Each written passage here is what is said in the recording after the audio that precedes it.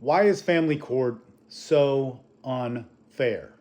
So if we're going to learn how to win in family court, even though you might think it's impossible, but it's totally possible, we have to understand what makes it so different than any other court.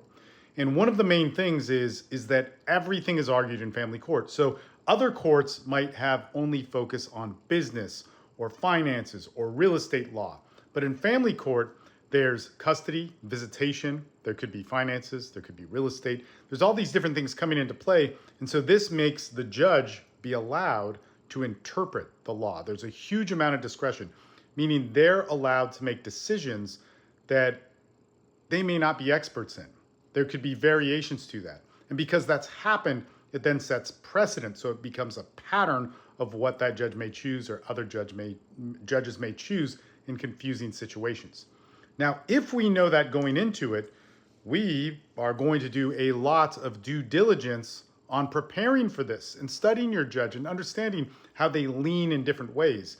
And if we look at it and go, man, it's unfair, okay, and how can we switch judges, which can be difficult, but we need to start out understanding what the rules of the game are, the rules, instead of assuming what they might be on what your idea of fairness is. And this is a real problem. In fact, I'll tell you just how much of a problem it is, and I'll probably create more videos about this. When I get a client whose wife, if I get a male client whose wife is divorcing them or fighting for custody, and they are an attorney, it's great. It's great. You would think that's bad. I used to think that's bad.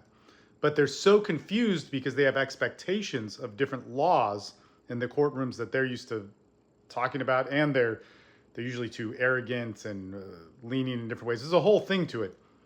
But it's a good thing because family court is so confusing. It blindsides everybody. So that means you can't let it blindside you. You have to study it. You have to do your due diligence. If you want resources on that, well, that's what I do. And it's all for free. Go to my YouTube, go to my pinned videos on TikTok,